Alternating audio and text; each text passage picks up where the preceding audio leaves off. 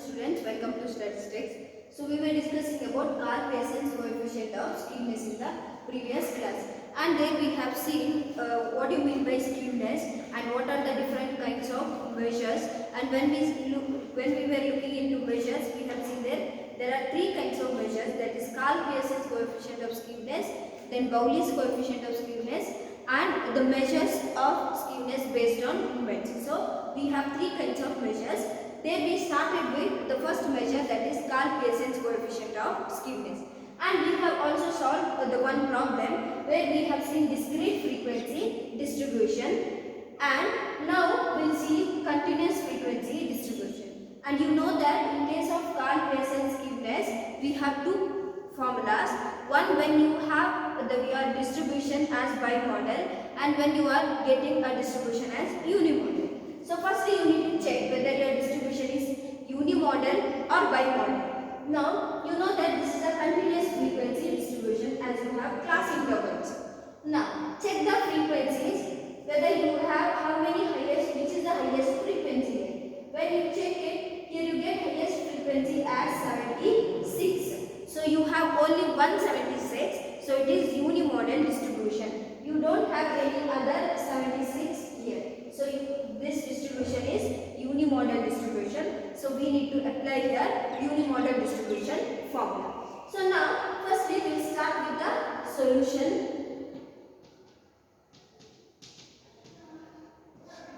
Solution for continuous frequency distribution.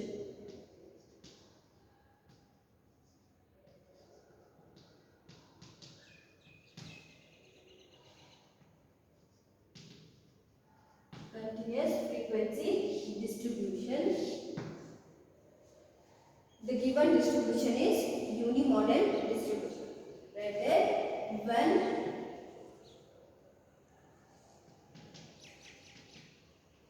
distribution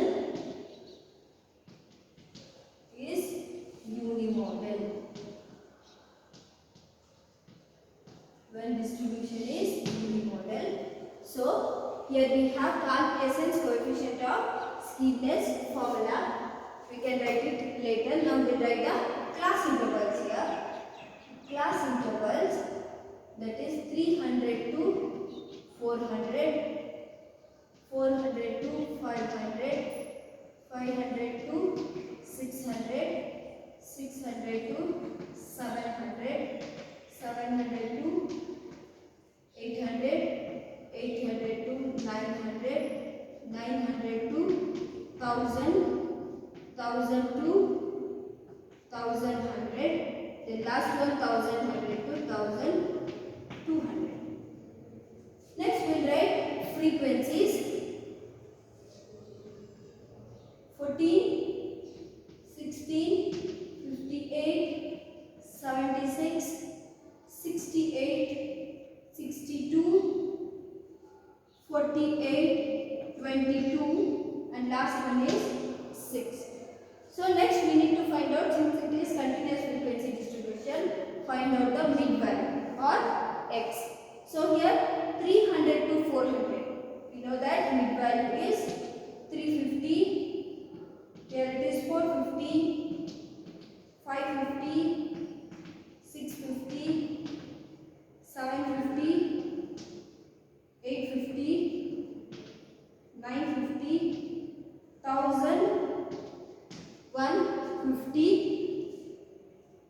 Now here 1050, then here 1000, 150, 1050 and 1150.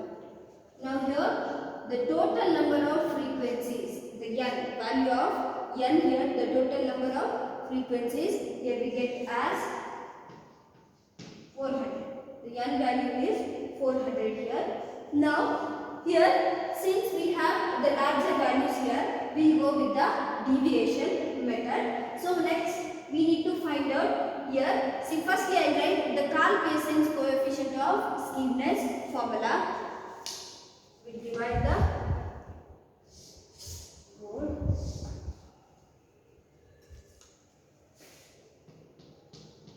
Karl Pearson's coefficient of skewness.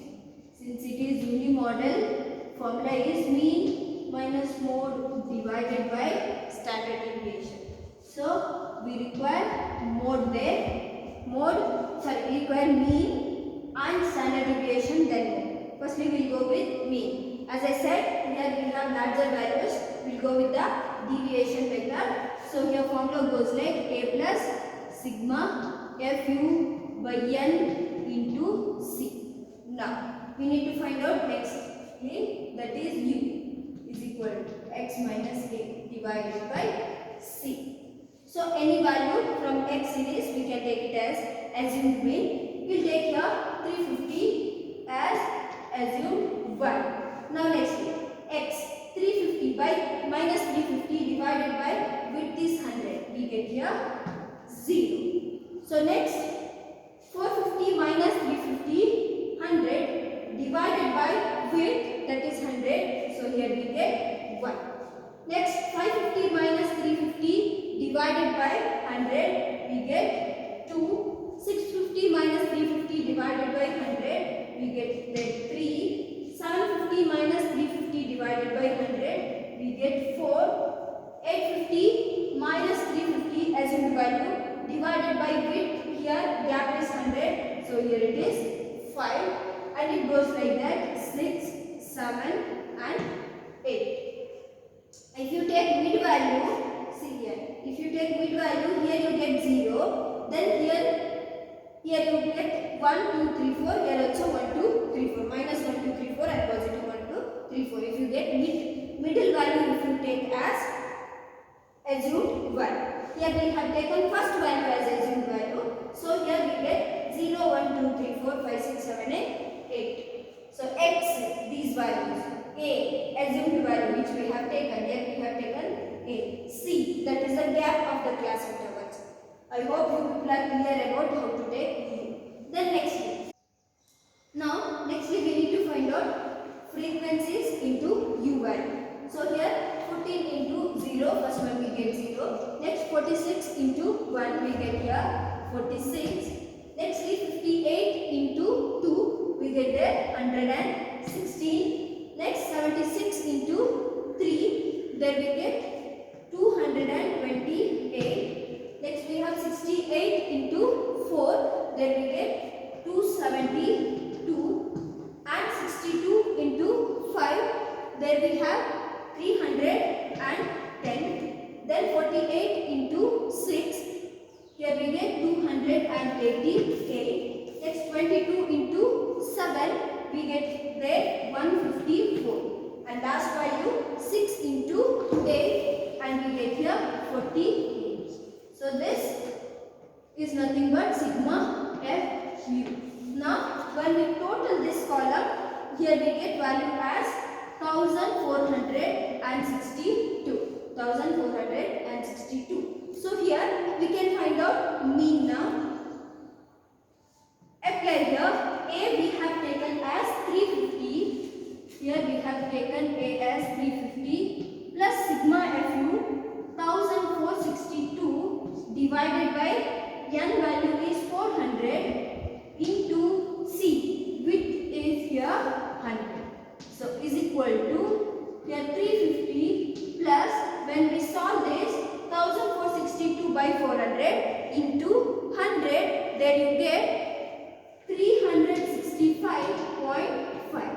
Now when we add 350 plus 365.5, we get there 715.5 as our mean value. So we got the value of mean here. Nextly, we'll find out standard deviation. So what is the formula for standard deviation?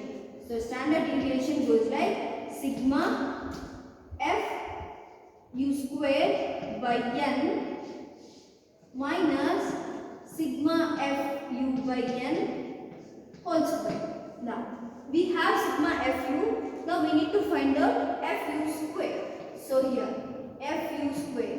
How to find out fu square? No need to make the square of u. U square into f. One method is do here u square. This u square into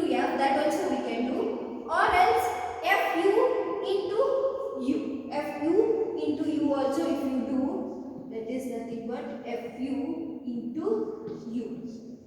Fu square means Fu into u. If you do also 1 under 0. 1 into 46, 46. 2 into 116, we get there 232. Next, 3 into 228, we get 684. Next, 4 into 272, we get there 1088. Next, 5 into 310, there we get 1550. Next, 6 into 288, there we get 1728. Next, we have 7 into 154, there we get 1778. Last one, 8 into 48, there we get 384. And this column is sigma Fu square. When you total it, here you get sigma Fu square as 6007. You get sigma Fu square as 6007. Now find out standard deviation here. The root of sigma Fu square 6007 by 400 minus 1462 by 400 square into, sorry, I did not take here C, into 100 gap. Now, then 6790 by 400, we get the root of 3.616 minus 1462 by 400 square. 1462 by 400, we get there 13.359. 13.359, and here it is, sorry, 16.97. Here we get 16.97. If you want one more digit, you can add. 6790 by 400, 16.975, and 1462 by 400 square, that is 13.359. Now take the deviation into 13.359 into 100. Now is equal to the root of, here we get 3.616 into 100. Now take the root, then you have to multiply with C 100. There you get 190.15 as standard deviation. 190.15 as standard deviation. Now we got the value of mean as well as standard deviation. Now we need to get the value of mode. Now how to find out mode when it is continuous frequency distribution? Here you have the separate mode formula, that is mode is equal to L plus Fm minus F1 divided by 2Fm minus F1 minus F2 into C. Now what we need to do? We need to substitute into the mode formula. Now how to define? Firstly we need to define the model class. For that we need to see which is the C frequency. Not to find out mode, only class intervals and frequencies are enough. Now in the frequency you see which is the highest frequency. Highest frequency is 76. So this is your model class. So this is your model class. So according to that we need to apply now. L is lower limit of the class, that is 600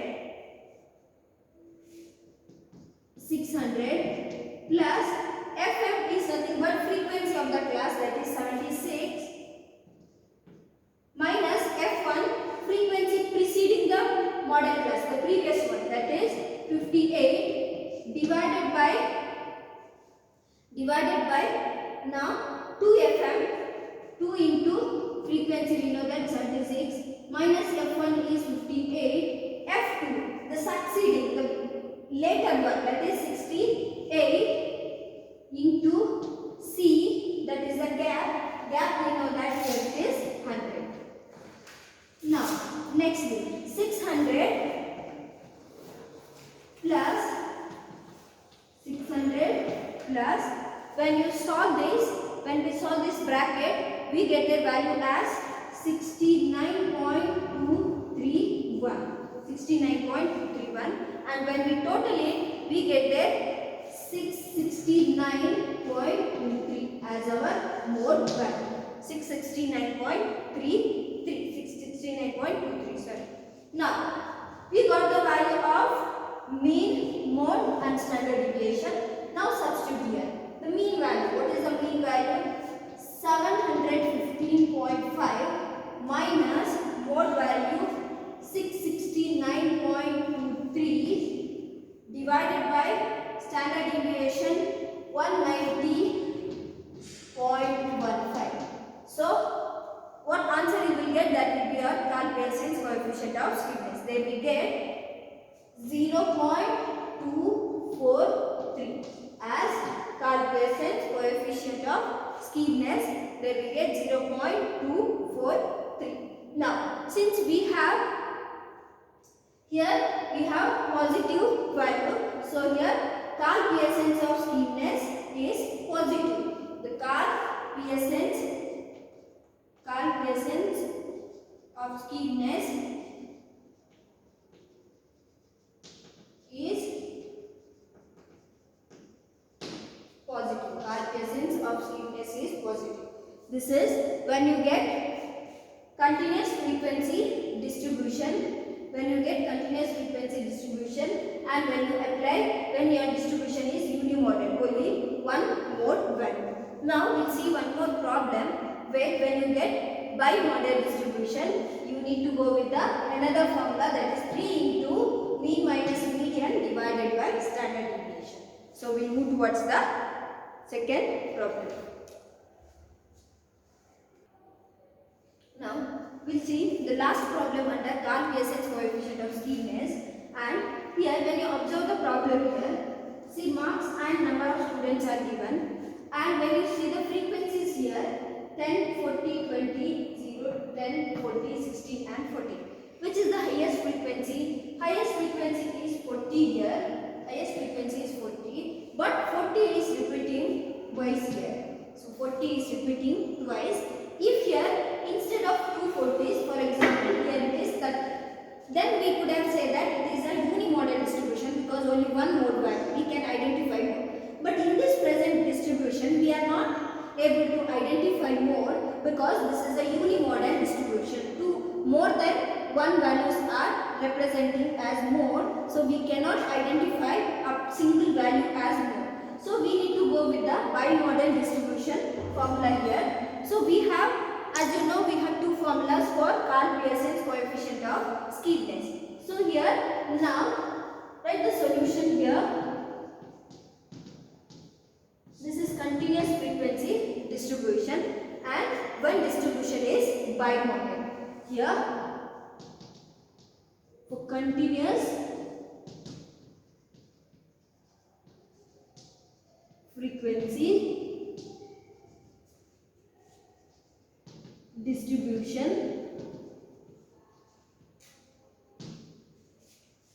one distribution is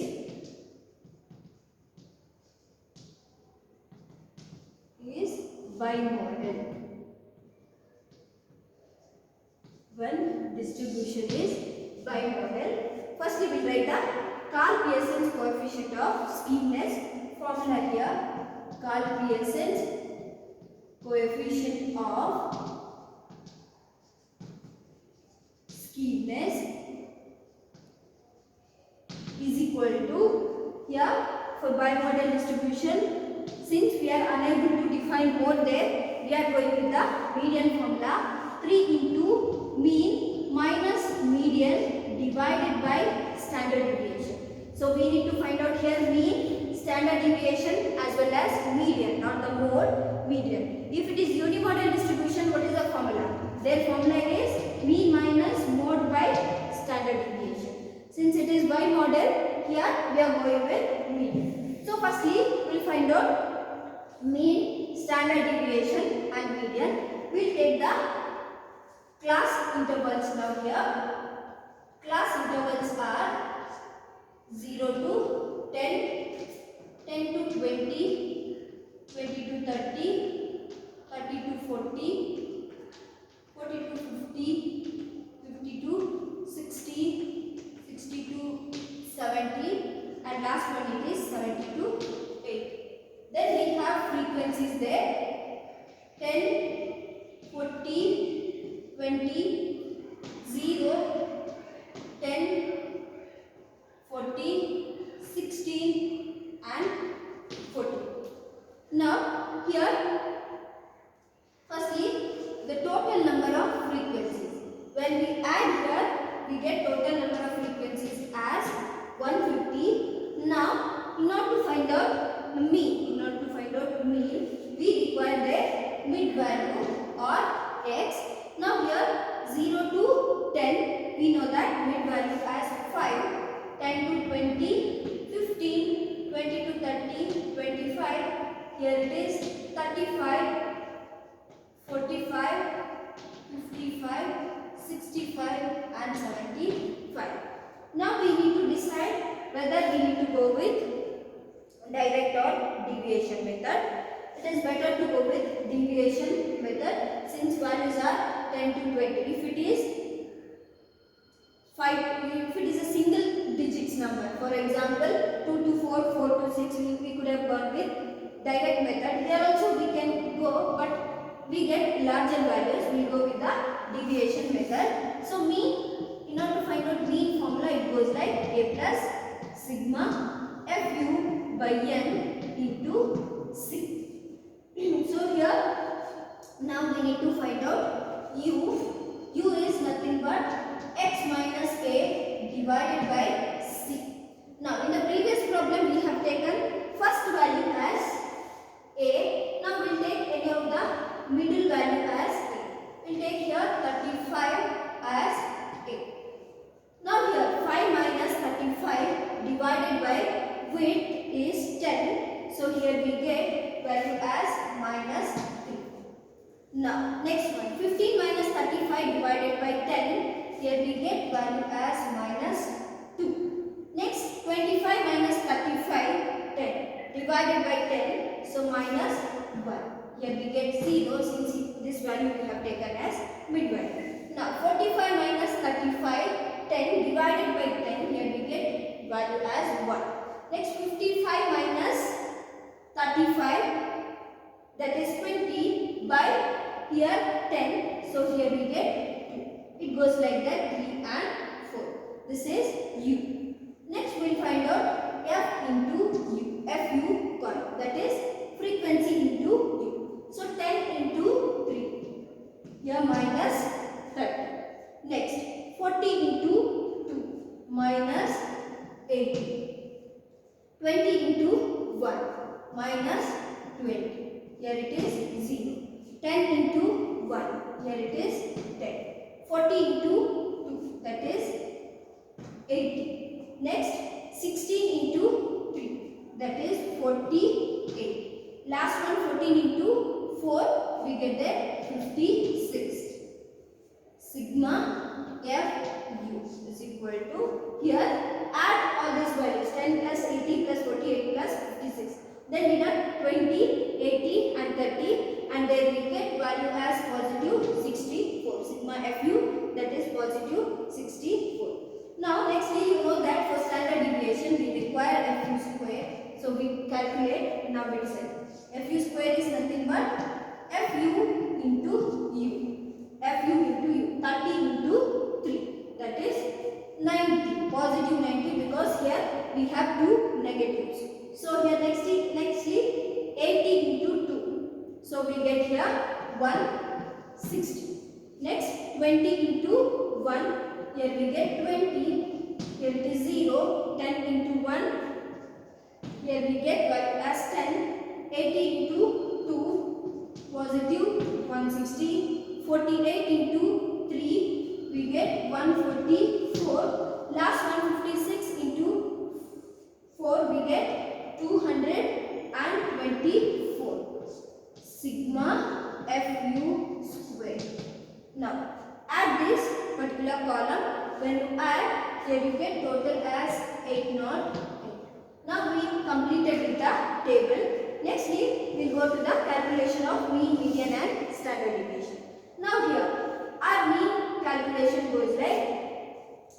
substitute here.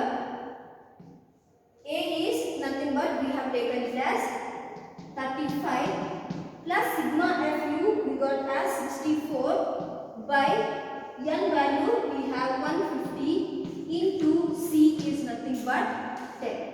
So here we get 35 mean value as 35 plus when we solve this we get value as 4.267. So when we add these two values we get there 39.267 as our mean value. So this is our mean value. Now nextly we will go with the standard deviation. So write the standard deviation formula: sigma fu square by n minus sigma fu by n whole square. Substitute into the formula fu square, that is 808 by 150 minus 64 by 150 square. So here 808 by 150. 808, when we divide 808 by 150 we get 5.205 minus 64 by 150 and make the square of that we get there 0.182.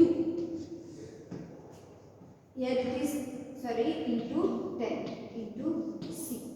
Here also into 10. Now when you take the deviations, here we get 5.205 minus 0.182. So we get there 5.205 then into 10.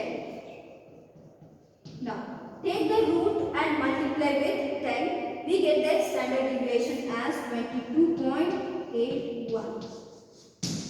This is the value of standard deviation. Now nextly we have one more calculation, that is median. So what we need to do? For median we require their LCM. In order to calculate median we require their LCM. So for median we need to write once again the class intervals as well as frequency. Then we need to find out LCM. First we will write the class intervals as it is here. Class intervals are 0 to 10, 10 to 20, 20 to 30, 30 to 40, 40 to 50, 50 to 60, 60 to 70, 70 to 80. Then we will take the frequencies 10, 40, then 20, 0, 10, 40, 60 and 40. So we know that n is equal to 150. So in order to find out median we require the LCM. So next we will find out LCM there. First one we have 10. 10 plus 40 we get there 50. 50 plus 20 we get there 70. So 70 plus 0, next one it is 70. 70 plus 10 it is 80. 80 plus 40 we get there 120. So 120 plus 16 that is 136. 136 plus 14 that is 150. 136 plus 14 that is 150. So we calculated the LCM. So now we will define the median class first. Median class is equal to n by 2. So n is 150. So here 150 by 2. Here we get 75th observation. So that is our median class. We get there 75. So now we need to see in the LCM where that 75 will fall. It will not fall within 70. It is above 70. So it will fall under 80. So this is our median class. So this is our median class. Since the value 75 will fall here. So this is our median class. We need to see in LCM where it will fall. Now apply the median formula here. median is equal to L plus n by 2 minus CF divided by frequency into C. So here lower limit of the class is 40 plus n by 2 is 75 minus CF preceding the median class. The previous cumulative frequency of the median class, that is 70, divided by frequency of the class is 10, and this is also width is also 10. So here 40 plus 75 minus 75, 5 into 10, that is 50, 50 by 10 we get the 5. So our median is 45. We get the median as 45. Now we'll see the Karl Pearson's coefficient of skewness formula. So there, when we see the formula, we got their mean as well as median. Mean we calculated here, mean, then standard deviation and also median. Now substitute to the main formula. So then 3 into x bar, so 3 into x bar, that is 39.267 minus median is 45 divided by standard deviation, that is 22.81. So 39.265 minus 45, then we need to multiply with 3, then divide it by 22.81. When we do so, we get there minus 0.754 as our Karl Pearson's coefficient of skewness, because here 45 is greater than 39, so we get negative value. Divide it, then multiply with 3, deduct, then multiply with 3, then divide by 22.8. So here we got Karl Pearson's coefficient of skewness as negative. So here you need to conclude Karl Pearson's coefficient of skewness is negative. You have to conclude at the end. Karl Pearson's coefficient of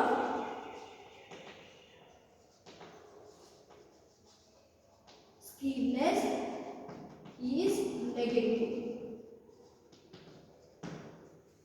So this is about Karl Pearson's coefficient of skewness, that is the first measure of skewness. Then in the next session, tomorrow's session, we will discuss about Pauli's coefficient of skewness. Thank you.